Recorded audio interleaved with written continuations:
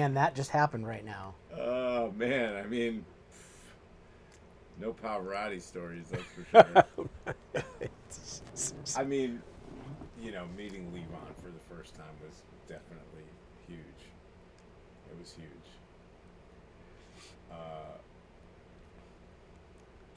We had started this band in the East Village, and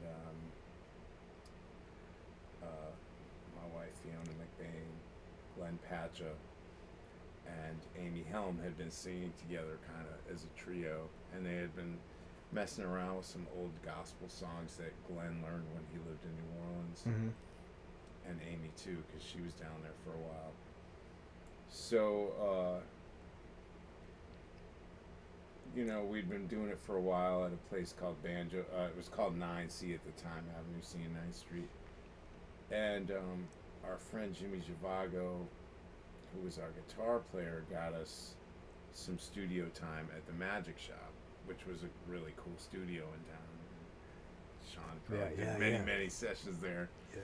But so anyway, we were doing. We had like a week or 10 days or something like that, maybe 2 weeks blocked out where we were actually recording the record. And it just happened to be the same week that I was playing at the Jazz Standard for Illinois Jacquette's 80th birthday celebration. So we were making that record during the day, and I was playing with Jacket at night, and anybody that has ever worked with Jacket knows that he was an incredible musician, but musicians call him the Beast because he could turn on a dime, you know, and he had that old style of leading a band, which was like kind of Marine drill sergeant, always constantly yelling at the band, so it was interesting. Steve Rosenthal, who owned the Magic Shop, he was kind of producing the record, the Old Bell record. So we were doing that during the day, and this was really kind of my first experience with making a record in this fashion. Like I'd recorded jazz records before, but that was all about just getting a good take, getting a good feel. The idea of constructing a drum part was not anything that I had ever done before, or even thought about before. I'd played in some rock bands, played in some like jammy style jam band type things, but any recording that I had done in the last few years before that, or just 10 years before that Old Bell record was live jazz setting, So Steve Rosenthal he was like riding my ass all day long, like, no, and people, people were getting really particular about tempos and, moving things up and back a notch, and should we use a click, and all this stuff was new and foreign to me. So I was getting that during the day, and then at night on the bandstand, Jacket would count off a tune. He'd say, 1, 2, 1, 2, 3, 4, and then he'd turn around and be like, God damn it, motherfucker! Keep the fight. Every beat, he's cursing at you, And thankfully, it wasn't just me, because he was that way with everyone. The entire band. And in fact, I think my favorite memory from that whole week was. Can't remember what tune we were playing. It was like April in Paris or Stomping at Savoy. There was a big ending that had like a stop, and the trumpet player was supposed to play this cadenza, and he was this high note guy, this cat named Riley, and he was a great player, but for whatever reason, he missed his cadenza, and so bam. And nothing happens. Oh, no. And then nothing happens, and then you hear Jackie go, Riley, you big dummy. Bam! And we hit the last chord, It was like Fred Sanford was suddenly leading the band. Oh, that's hilarious. But So one of the days we were there, you know, we knew Levon was going to come by, and everybody was excited to have Levon play a tune or two on the record. You know, none of us had met him yet, but he showed up that day, and we were all just kind of like, whoa! And he showed up. He had like his jacket on over his shoulder, almost like a cape, like James Brown, you know. And a good friend of ours named Butch, who was the band's road manager in the 90s, he brought him in. And Levon had a bunch of ProMark sticks and hot rods, and he was passing them out to everybody like Santa Claus. Man. Wow, It was amazing. But unfortunately, I had to split because I had to go play my night gig, and at the time I had real short hair, you know, and we had to with Jackets Band we had to wear these uniforms, you know. We had these powder blue blazers and skinny ties. We had to wear a white shirt, you know. So I'm getting my shit together and putting my jacket on, and I was so like, I was happy to be working, you know, but I was like, oh man, this uniform stuff is kind of corny, whatever, you know. And so I must have been kind of giving off that vibe to Levon, because he was like, don't worry, son, just get out there tonight, punch that union card. Yeah. I was like, all right, cool, you know. So, I love it. and the next day when I got to the studio, the Cats were in there already, and Levon came by twice, I think, that week. Played on 2 tunes, I think. But the Cats were waiting for me, Glenn and Byron. They said, "Hey man, you got to check this out," you know. And they hit play, and all of a sudden I heard his voice counting off the tune. Oh, 1, 2. Oh, 1, 2, 3, and he just launched into the slinkiest, nastiest groove, man. And we had all this. One thing that was cool about that session was Steve hooked up this guy named Artie Smith, who, you know, is a big equipment guy here, and backline guy here in New York. And he had all this really cool drum gear, like this big 28-inch Radio King kick drum, and big old Ludwig toms, and big old Radio King snare drum. And man, the groove he got, and the sound out of that bass drum wide open, it was just like so funky. But that was the first thing I heard in the playback that day, you know, having missed it the night before. And then later in the week, we cut a tune called Soul of a Man that Amy was singing lead on, and I tracked tambourine while he was tracking drums, you know. So I remember kind of, you know, him being to my left and just totally vibing off each other, you know, during that whole tune. And he was just always such an encouraging guy, you know. He was so inclusive. That's what I just loved about yeah, him, man. Yeah. Like it was never any kind of like. Didn't matter who you were. Yeah, you know? or all this. I'm in the hip crowd, and you're not, or none. It was the opposite of that. Yeah. It's like open arms and smile and the joy of making music. Totally. And not like, oh, there's some serious shit, or I got to be dark to make it seem serious, or I mean, it was like the first, you know, it's just like it's so natural and just completely natural, and like it was a gift to be around. I mean, in the fact that, you know, was close to him and stuff, and definitely. But to have been up there and played with him and side by side, and it was a real gift, man. Yeah. Those years, that all that. I think it was a real kind of thing you don't.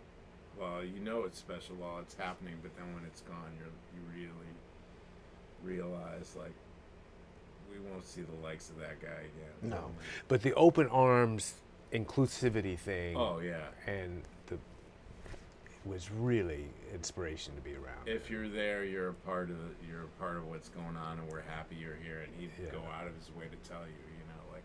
Yeah, because you don't always get that in New York, or For sure, right. Yeah. Right. That's for sure. Now, didn't you say that there was a tour that you went on, but to do it you had to like play some mandolin and do some background vocals or something? So and it was like, if you want to go, you got to do this. And you were like, I'm doing whatever I got to do. No, that was Olabelle's first tour. Okay. So we made that record, and we made it on spec. We didn't even pay for the studio, with hopes that we were going to get signed. And Steve Rosenthal had been mastering a bunch of the soundtrack for the movie Oh Brother, Where Art Thou? So he had a connection to the producer, T-Bone Burnett. Yep. And I think at that time, T-Bone had his own little label on Sony called DMZ. So he was kind of looking for things to put out. He had put out a Ralph Stanley album, and he put out the soundtrack from Oh Brother, Where Art Thou? And then soundtrack from that movie Mighty Wind. Oh yeah. So that was it, and I think he was looking for stuff to put out, and somehow our finished demos got to him, and he brought it to the guys at Sony, and they signed us, or they signed that record anyway. So T-Bone got us on this tour called the Great High Mountain Tour. There was a movie called Cold Mountain. Yeah. And some of the musicians that had been a part of that soundtrack did a tour called the Down from the Mountain tour, I think, and it was like the first tour was like Buddy Miller, Emmylou Harris. I don't remember who else was on it, but then they did another one after Oh Brother, Where Art Thou? And that one was called the Great High Mountain Tour. And he put us on that tour. I mean, we're basically like, what Olabelle was doing was taking all these kind of old Alan Lomax field recordings, playing them in like a rock band format and kind of psychedelicizing them, like ambient sound, and almost kind of, we were trying to play like Tom Waitsy kind of vibey stuff, and he took our band and he put us on this tour with Ralph Stanley, Alison Krauss and Union Station, Jerry Douglas, Norman and Nancy Blake. So all these like really old school bluegrass and old time acoustic players, and that wasn't really the sound of our band. The vocal harmony thing was, but we were more electrified. So we were all excited, but we didn't have a lot of info about it at first. And at a certain point, T-Bone said, "Well, you guys can come on this tour, but we're not going to have drums." So I really had to make a decision. Like, all right, I'm a drummer, and not only that, I moved to New York to play jazz, so it's all about your instrument, practicing your instrument, performing on your instrument, expressing yourself on your instrument. So I had to make a decision.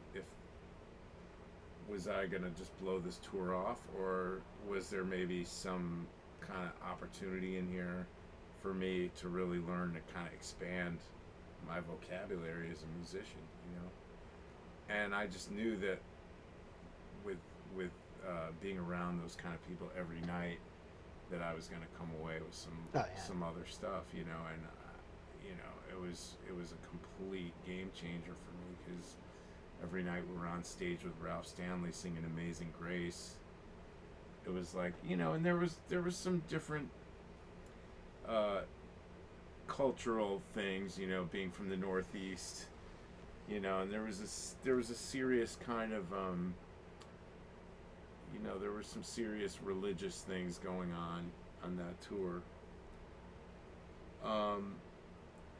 But I have to say that as great as and legendary as all those people were, people like Ralph Stanley, is like one of the fathers of bluegrass music. They were so welcoming, and they had that thing where it was like, we welcome you into our thing, and I was completely self-conscious because I was a drummer, and I was like, these people hate drums. Leone used to have a thing too where I remember the first time he went back and played the Ryman, he was like, for years they wouldn't even let drummers on this stage, and he had a real kind of an a beef with Nashville, for that, and the Ryman, drummers, Tony, drummers weren't even allowed on this stage, kind of thing.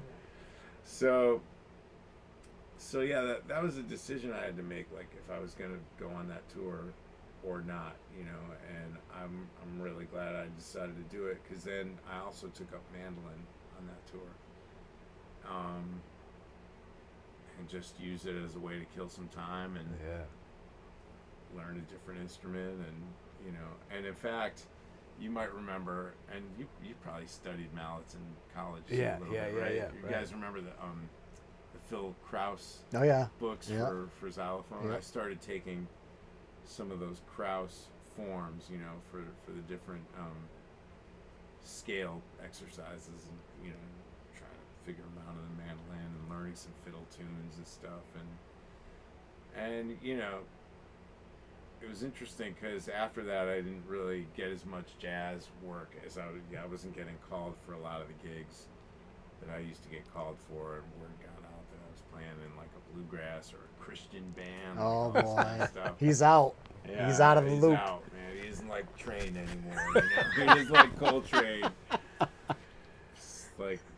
But it just completely opened my world. Well, because you sing your ass off too. Is that the first time you started embracing singing, or you always sang? I sang in bands in high school. Yeah, that's cool. I heard some tapes of that recently. It was awful, man. It was just The high school thing. You mean? Yeah. I was the lead singer of this band, because we had a band in high school with 4 drummers. But all the drummers played different things. Like one guy was a keyboard player, also another guy could play some guitar, and I was like the front man of that band. That's cool. But I was a horrible singer, man. I guess I just had enough Balls. stones to get out there in front and jump around. Well, I love hearing you sing. I think it's amazing how broadly musical, you are, that that you're not just in the drummer lane, the fact that you can do all that stuff, man, is amazing. Well, man, there's so many great drummers, man, like people that have just focused their entire, and now, like, there's just, you got the videos of little kids from, like, Korea that are, like, playing Neil Peart solos and stuff. Yeah. And I like many different things about playing music, Yeah. I like the community of it, Yeah. Well, there's art to playing songs, man, and grooving your ass off in that context of singer-songwriter. Definitely. And the art, like you were talking about, the idea of having to come up with parts, and but there's an art, as you know, an art to all of that stuff, man. That can be deep, because I think some people that haven't maybe been in those shoes of having to like come up with, like there's drummers that are amazing drummers, but the idea of finding themselves in a song, and if somebody doesn't like your first 2, 3, 4, 5 ideas, are you deep enough to come up with different approaches? And on the bridge, they want a scene change, and do you have some ideas? Or by the same token, do you know how to just shut up and do what they say? Or all of that stuff about making records and surviving, is interesting. But who was the first really big producer, or what was maybe the first big session that you remember doing where you really felt like? Well, man, I was lucky. I got to play on some records that won some Grammys kind of quickly after. Well, I started doing the SNL thing in '92, and then there was this Brecker Brother record that I played one track on, Right. but you know, it ended up Played your ass off on it too, man. being won a Grammy in that category, and then that Shawn Pelton thing Right. in the mid '90s. So that was really early on. Kind of like mid '90s, I guess, yeah. But that was like Song of the Year and Record of the Year. Yep. You know, that was the year that ODB came out from Wu-Tang Clan, you know, and interrupted the ceremony. Oh, right. It was anyway. That was Wu-Tang Before for the Kanye. children. Yeah, right. But that thing that you're talking about is so interesting about, you know, when you talked about first working with Olabelle and, you know, that whole process of like, because I remember being the jazz, if you're a jazz, you know, cat, the sensibility of that, I mean, it's amazing, but it's just such a different headspace than having to like come up with a part and like in the chorus, is this going to happen or am I going to stay the same? Is it going to change color? And in the bridge is, you know, and all that kind of stuff, man, you know. Also, I think your role as a timekeeper is way different in jazz. There's a lot of wiggle room, and there's room to kind of surge. Where I feel like in, I don't know what else you'd call it, singer-songwriter, pop, rock, any kind of bass drum, snare drum. You really have to be like the rock for everybody else, right? Yeah, it's a whole nother headspace. You know? Yeah.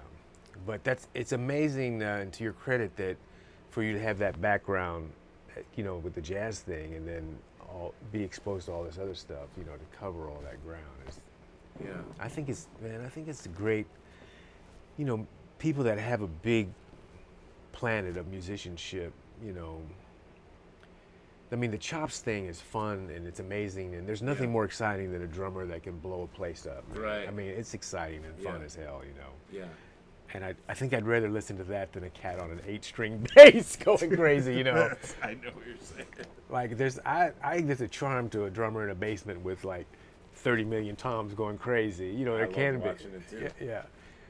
But as far as if you're trying to survive and work, and the more lanes you can fit into, you know.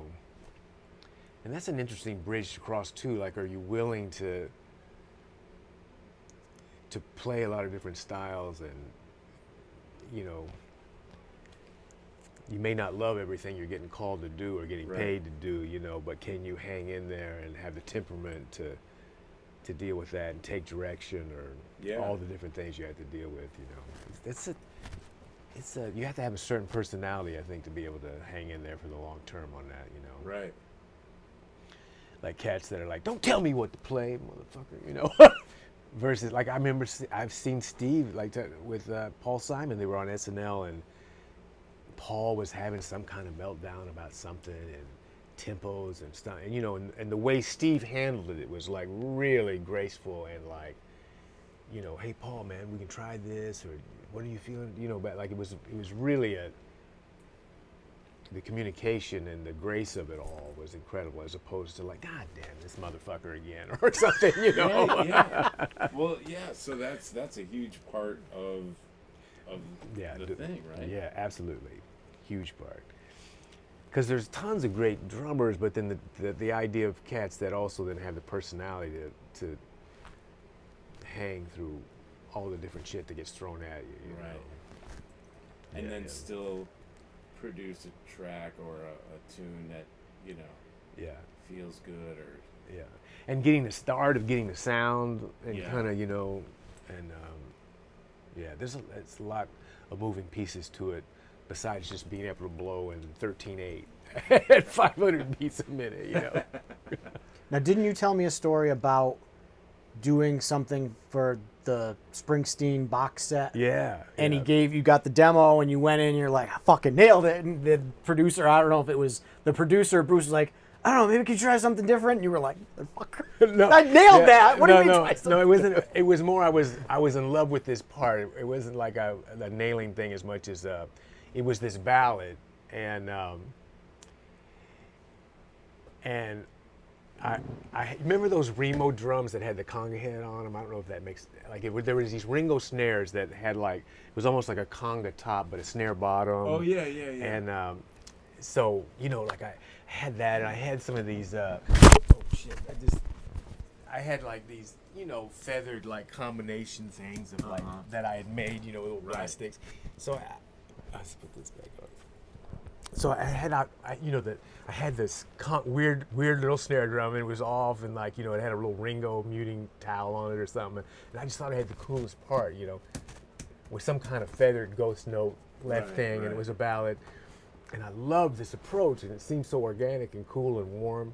Yeah. And all Bruce wanted was like a cross stick thing, like on 2 and 4, like the most kind of simple and straight ahead and pedestrian part, And I kept was doing this when we were getting the sound and stuff. And it's like, oh man, I hope he likes this because it seems so creative to me, or something. And then it ended up just, but what's so funny is that, looking back on it, was a real lesson about the space of just the cross stick, and I think the lyric had something to do with the passing of time, maybe, and it was sort of like a clock, and so it made a lot of sense. And then there was a lot of space around just this simple cross stick groove, Yeah.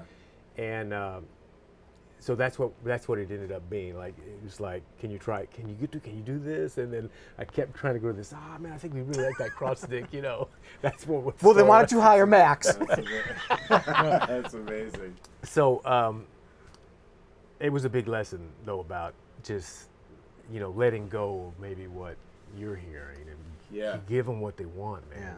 The ego check. It's hard to check your ego when you think you've got the part or the whatever the sound. That's the Tom sound. No, that's not what we want. What do you like you were saying? Fuck you! Don't tell me how to play. Yeah, you got to put that ego aside. That's hard to do. It is. It's hard to do when you think. Go. Yeah, the ability to let go and be at peace with, like, because music is such a personal thing, and everybody, you're all in, invested, and then when it's going a different direction, like the ability to be at peace with that and see the big picture, that's a big bridge, that you have to have, And ultimately, if somebody's hiring you to play on their record or their song or whatever, you're there to support them, right?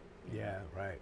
And that's what sounds like what Steve was doing with supporting the artist, man. Man.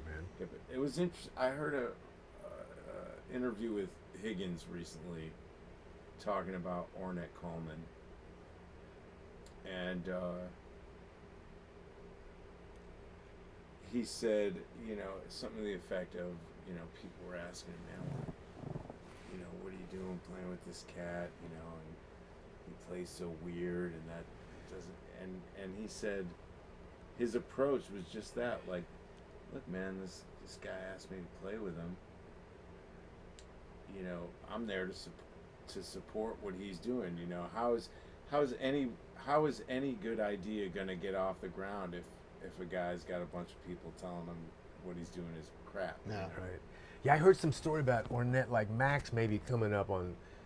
Ornette was playing at a club at that time, and it was real trippy and controversial about what he was doing, and then maybe Max just went and punched him in the mouth, or it was some story about that, But yeah, tough love. Yeah, like Jacket on stage, Illinois Jacket. Yeah, you guys, Damn it. I'll never forget that. We had a long rehearsal down in his basement one time. He lived out in St. Albans, Queens, and it was maybe my third or fourth rehearsal with him, and the first, say, 3 rehearsals, it was like it was like I was the best thing ever. I mean, he kept turning to the band and going, "Band, what do you guys think of the new drummer? Isn't he bad?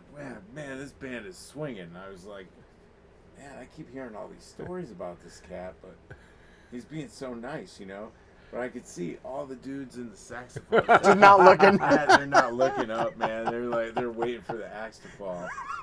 And then, like, maybe the 4th rehearsal, he comes downstairs and you could tell he's already got a scowl, man. Like, he didn't get the right caffeine dosage or something that morning, And he was just like, he would tune the whole band by ear, B flat, you're sharp. And then he'd go all the way down, 17-piece band, Oh, wow. Anyway, rehearsal goes on, and then like at one point he just stops the band. I forgot who was soloing, but he goes off on this cat for like 5 minutes, telling him, you know, he's horrible. That's some high school stuff you're playing. Really goes off on him, and then he systematically goes through every cat in the band. And goddamn it, lead alto player, you dragging all the time, and trumpet, you always out of tune, and like, Oh, I mean, it was just like an onslaught, you know. And I was still spared, like he's not saying anything, and he's like, I'm like, all right, I'm in the clear. He's like, and baritone player, man, you need to get in tune, man. And like, he's the piano player, man, you ain't playing the right voicings. And then finally, it's like, and goddamn it, drummer, you ain't swinging. And then he counts the band off, you know. Oh, it was unbelievable. Are there like some bootleg recordings of him going off? You know, Are like there that? Buddy Rich tapes of Yeah, Illinois right, Jacket? right. And I don't know if there ever were. Not that I knew of. Maybe some of the guys in the band might have recorded some, but I never. Yeah. But, Man, some of those tapes. There's some Paul Anka, I guess, freaking out on the band too, and he's like, "The band gets shirts." Yeah, the guys get shirts. Yeah, right. Yeah. And he goes, "I cut like a knife, don't you know? Like I'm a hammer." Or I slice like a fucking hammer. But yeah. Oh man. That one is funny too because he starts like, you're all on notice, you know. Right. You got 2 weeks, you know, and then the longer he's talking, the longer it gets, you know. It starts off with like, this weekend I'm going and I'm gonna get a new band. Then 5 minutes later, it's like, all right, you're all on fucking notice. 2 weeks. You know? And then like the longer he goes on, it's like, all right, in a month's time, I'm gonna have a new band. You know. Right. But so that early Shawn Colvin session. Yeah. Getting back to that, so Well, you know, it's like, wild because I was before I moved to New York. Well, like when I went to school in Indiana, you know, it was like the jazz program and stuff. Yeah. And like, but you know, like you were saying, you started working early, and I was working in bands early, and I feel we're probably really lucky that we started early working because you know, yeah. But I'm glad I just didn't come out of school like with just jazz blinders on, you know, and then that whole. You know, Mellencamp was based there, and so the whole Kenny Aronoff influence. And I remember that was like some of the first shit that he would get into was like, man, you know, I'm working on this record with, and it was wild being around him at that time because he just started making records, you know, with that Mellencamp. It was an exciting time with like MTV had just started happening, and those things were on MTV. And the industry was bumping at that point. Yeah. But, you know, he was diving into that stuff about, you know, what's the part going to be this song? You know, like they play me this song and like, what's the process of coming up with the part? And is it going to change in the pre-chorus? Is it, you know, am I ever going to go to the ride cymbal or never, or save it for the vamp, or when the bridge happens, it's going to the, you know, like making choices with where you go orchestrationally on the kit, you know, parts. So I feel really lucky that he exposed me to that kind of thing early. And so that was helpful when I had to finally, you know, because I didn't come to New York to necessarily play with a bunch of singer-songwriters. It just sort of, once that one guy lost his deal that I moved out here with, that guy John Eddy, once he was dropped and all that, and I just started freelancing, it was a way of surviving, you know, down on the bitter end and all that stuff, you know, and the blues gigs and all the different shit that everybody was doing to survive.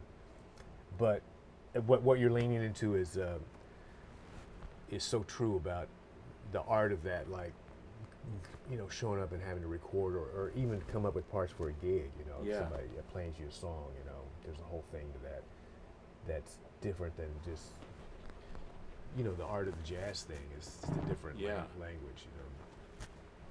But I feel lucky that it seems like a good thing to have that background, you know, the jazz background thing and the exposure to all that, people with that have a voice on the instrument. Definitely. And, you know, it's such an incredible tradition. Yeah. And I also feel just as lucky being exposed to someone like Leone, you know, and all those great people in that idiom too. So yeah, we're fortunate, man. Without a doubt. Yeah, without a doubt. I remember coming down for one of my first lessons and playing. You were like, bring some tracks down that you played on. Yeah. And I remember like, this is a great track. I really like this one. You're like, why'd you hit that crash cymbal right there? I'm like, I don't know. What do you mean you don't know? Well, did the song need a crash there, or could you have let the thing breathe? And I like walked out being like, now I'm questioning everything I've done on every recording that I've played. But you made me think, rather than just I'm playing it because that's what I think should be there. Like, should it be there? Yeah. Or what? Like I remember the Sean Colvin album. Was it Facts About Jimmy? Yeah. And the middle of that song, you come out or whatever it is, and you hit like a China. And I remember being like, "Holy shit! That was the right cymbal." Yeah. Whereas I would have probably just hit whatever crash cymbal I had, not thinking like, "How is this going to sound sonically with the track?" Yeah. Those Cymbal kind of wise, choices, I was right. like, like that. You made me completely rethink the way that I played drums and cymbal choices. What type of hi-hat should I have? Should I have thick? Should I have small? Do I need a wide ride cymbal that's going to spread, or do I want a pingy thing? It was I never thought of any shit like that. Yeah, no, casting a sound for a track, and like a snare. How's the snare going to be tuned, and and fitting in there, and all that stuff. Yeah, that's wild about the choices that you make, when you're recording, And then there's other times, man, where it's just like if it's a jam band hang, and maybe it doesn't really get into that planet as much, but the more streams you can swim in, the easier it is to pay the bills, Definitely. Yeah. But, Now, when you started recording here, did you look at the industry and see a trend of maybe budgets were shrinking, and it would benefit you to be able to do this in your own studio, because then maybe they don't have to have you come out and pay you to be in the studio for that amount of time. You can do it and say, either I'm doing this per song, or this is how many hours I did. Like when you started recording, did you kind of see the writing on the wall of like it was going to be a huge benefit for you? It felt like there was that whole home studio revolution thing that's been happening, and the drum thing felt like it was sort of the one of the harder things to solve. Like cats were already putting a guitar cabinet in an ISO booth and micing it up, or using those pod. All the different things that you could plug into that sounded like an amp sort of, and then that's just gotten better and better, and how the technology's made it. I mean, if you know what you're doing, you can sort of get a great sound almost in a closet, with like using a reverb to insinuate a bigger space if you need it to be. But it was a real game changer when somebody would do a record up at Power Station or Avatar, and then they'd want to recut a track because they changed the arrangement or something like that, and it was just blew my mind that you could do something in a space like this, like a floated one bedroom, and and actually have it compete with something that was like a multi-million-dollar space, with the right plug-ins and kind of knowing how, and all the tools now that people with sound replacing plug-ins and all the different stuff, it's just like the flexibility is incredible. So yeah, I feel really lucky to have this space, and it's always just kind of blows my mind that what you can get done in a home space these days, because I don't think, when I first moved to New York, like in the late 80s and the early 90s, it was the vibe of like, if it wasn't done at the Hit Factory or Power Station or something like one of the premier studios, it wasn't really going to be taken seriously by a label. Right. But then when like Nirvana and then also Beck doing like the lo-fi stuff in his basement, when all that happened in the 90s, it really shifted this idea that you could do great work, in smaller spaces and without like $3 million worth of, that whole period when all the big boards sort of like lost like 90% of their value because everybody could kind of get it done in the box, and with the plugins. And man, you've got a great setup. Yeah. And a lot of it when I did that lesson with you, and the two main things you told me were like, don't go crazy with gear. Yeah. Get microphones that work. Don't buy, a Radio Shack microphone that you got to actually turn on and off. But you don't have to go crazy with gear. Yeah. And if your giving something to somebody that they're going to produce it or, engineer it, don't get hung up on like overly worrying about like tones or what.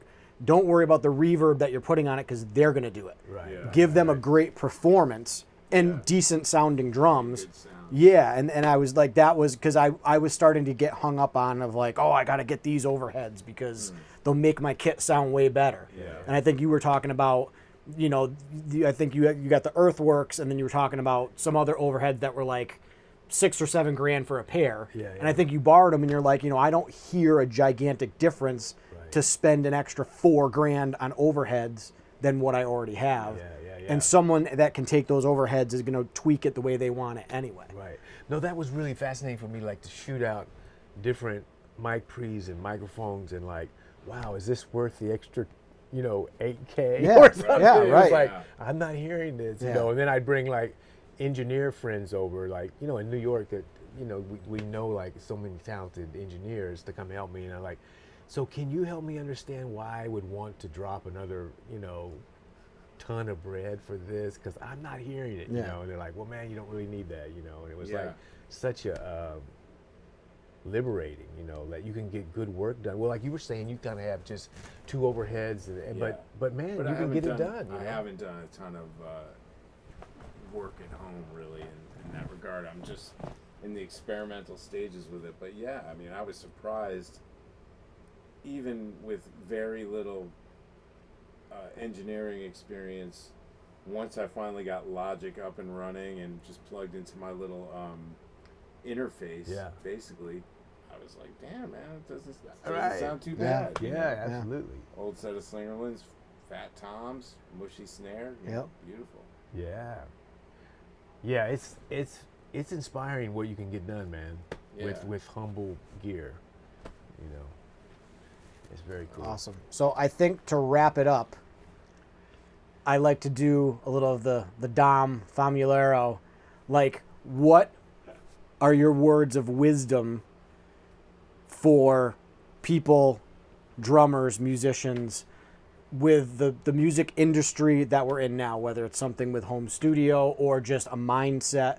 What's something that you like to tell people when they're asking you about, like, hey man, I want to be a drummer?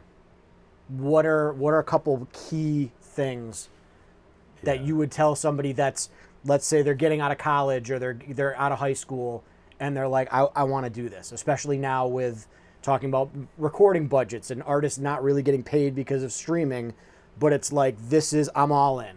What do I need to do if I'm all in? What would you tell somebody? Well, the all-in thing, I think, is a really great frame of reference.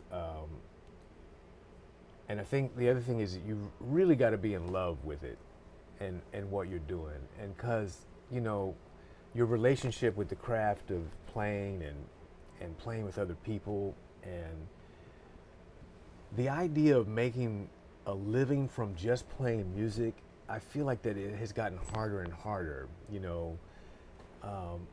but we were talking about that earlier, how playing live, I think, is always going to be there, and if you love playing with other people and playing in front of people,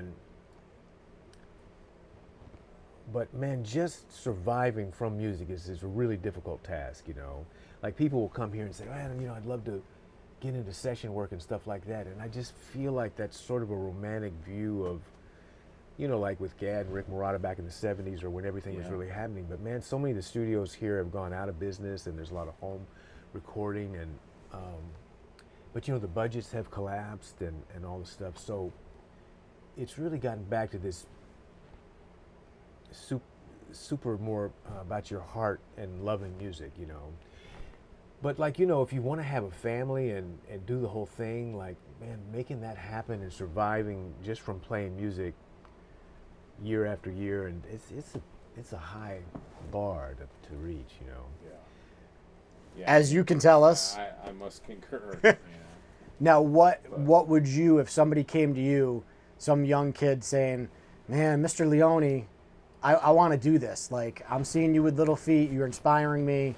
I want to, I want to play in a big boy band, and I want to be on the road. And this is what I want to do, what would, I mean, you clearly don't want to discourage somebody to do it, but what would you say, like Shawn was saying, maybe you got to have your eggs in a couple different baskets. What would you tell a young kid from your experience in the music industry? I mean, I think for me,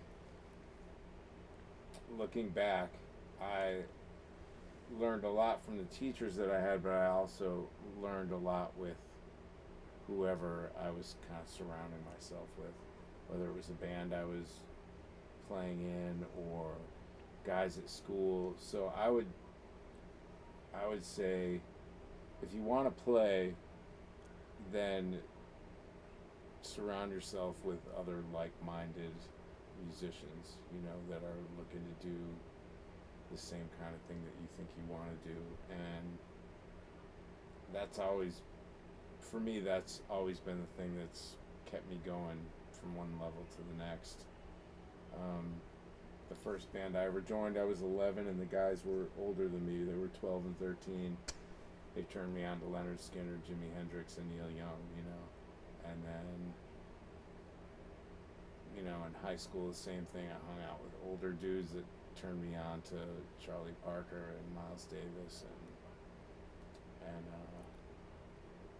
and so on, So, I mean, it's maybe a little bit of a naive kind of concept, but I think for most of my life I've been pretty naive, and just kind of, like Shawn was saying, just try to follow the joy, because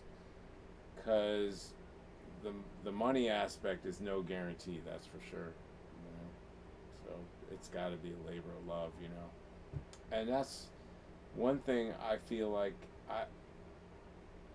this is something that's happened to me recently, and maybe it's because I am playing a lot, and maybe it's because I have a gig and I'm on the road, but I feel like I look forward to playing more now than I ever did. Like when I'm on the road, I'm really psyched to get to the drums every night and play as hard as I can, and so there are peaks and valleys to get to that, I think, Yeah. So yeah, surround yourself with other people that are interested in growing as musicians. And you got to love it because it's hard. Yeah. And you're going to hit those valleys where it's like... Yeah, you're going to hit times where you're like, why the hell am I still doing this? Or, I can remember several points in my life where I was like, all right, if this thing doesn't work out, that's it. I'm getting a real job, and I'm going to, and the thing wouldn't work out, and I'm still playing, Some other gigs would happen, or something would always come through, But I think what Shawn is saying is really real, and if a person wants to try to make a living from playing music, they're going to need to learn to be really resourceful and mine as many wells as they can, Yeah, I love what you were saying about having more different things that you can do. Like if with we were talking about Logic, so if you can program drums, and if you can record, somebody comes over and they have a demo they want to do, and you can help do that and almost produce it and engineer it, right? And then but like if you can play mandolin, you can start writing songs, and then Tony sings, and you can play some accordion too, right? Yeah.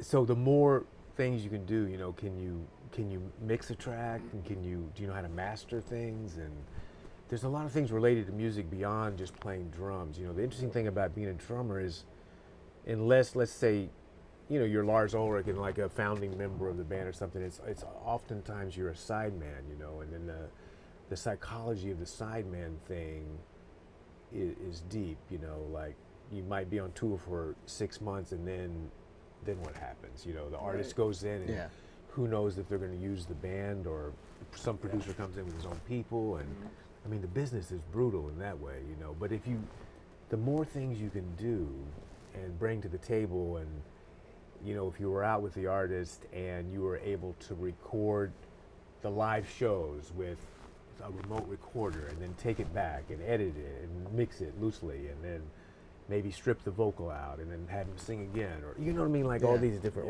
Yeah. or you're the cat that's in charge of the social media feed with like your different recording angles, or Yeah. it's just there's the more. Could start a YouTube channel. Yeah, with pizza, right? Amen. Drummers eating pizza, damn man. right, damn Right right. down to the crust too, man. Yes. Yeah. So everybody, this was episode 5 of Drummers Eating Pizza. You can catch Shawn on Saturday nights with Saturday Night Live. Tony's on the road with Little Feet pretty Yeah. much all of August. Good part of it. Killing it. too. Starting from 17th of August, yeah. And then fall So that stuff as well. October. Yeah. So Man, you check sound out the Little Feet website. Mouth is full of pizza. Yeah, it sounds great with that. Those are big shoes, man, to fill. Very You big sound shoes. so great. Thanks. Man. Yeah. My band. One of my favorite moments was looking out in the audience and seeing you rocking. It was so great. Yeah. Playing the conga, I was playing like a tom-tom beat. I think as drummers, we all kind of try and channel different people in different situations. Yeah. I'm sorry, I got a mouthful of pizza, but It's part of the show. we had this one groove going. I was thinking to myself, man, this is a Shawn Pelton groove right here. And when I saw him out in the audience rocking, I was like, all right, Yeah. man. It was so great. The last time Shawn saw me play was at the bitter end, and it's probably 1 a.m. And all of a sudden, this water bottle hits my foot, my hi-hat foot, and I'm like, motherfucker, who's throwing shit at me? And Shawn's over there pointing at me. I'm like, and the band saw it, like they all turned. They were like, who just threw something? And like, oh, it's him. That's okay. He can throw whatever he wants. Hey, man, but I'm proud of you, man, for that studio you put together and the tracks you're getting out of there, man. I think it's really impressive, man. It's really great. Well, I appreciate, the help that you gave me. Called up Kenny. Yeah, right. He gave me some man. advice on stuff. And Tony was your teacher. Tony, yeah. Full circle. We had Yeah. fun times back Yes. then. One of my favorite stories with Tony is sitting in one of the practice rooms, and he's like, "Are you hip to the meters?" And I'm thinking, "Yeah, man, I can do like 5 and 7 and stuff." He's like, "No, the band the meters." I'm like, "No, I don't know who that is." That's hilarious. I love that. But yeah, I still have syncopation stuff with your handwriting on it. Oh, wow. The John Riley or the John Riley, the Art of Bop Drumming. Oh, really? We went through that, and you had like taken some of the like 2-bar phrases. You're like, no man, start like on beat 3, and that would be your phrase going over to the thing. Really? Oh yeah, That's cool. Yeah. I gotta go back and check that book out. There's some good stuff. There's some good stuff. I use it with my students. Any of my jazz students that come in, we start with syncopation, and then. So how many years did you guys get to hang in Connecticut there? There's at least I mean, you were living with Patrika, so I took a couple lessons there, and then you had moved to New York, and then you were coming up. So I think it was like my senior year. We were all like, we need a drum set teacher. When was that? 95? I graduated 2000, so it would have been like probably 97, Oh, yeah, 'cause 98. I moved back here in 98. Yeah. Yeah, because I know you were commuting, Yeah.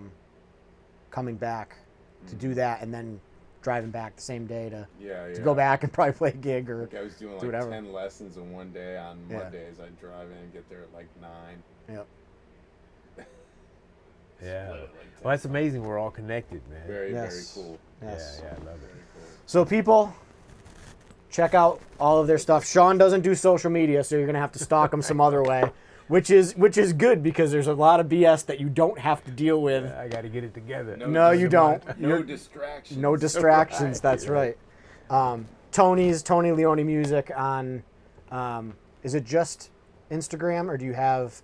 I know you're on Facebook Mainly too. on Instagram. No TikTok stuff yet. No. You're doing like the dances and stuff. You can do like the little feet dancers with boogie shoes. Yeah, there you go. All right, folks. We'll see you next time. Thanks for tuning in. Peace. All right. That was it. Episode 5 of Drummers Eating Pizza with Shawn Pelton and Tony Leone. Thanks for tuning in. We've got some great local Western Mass drummers coming up, and I've got some more national acts, just trying to schedule some dates and times.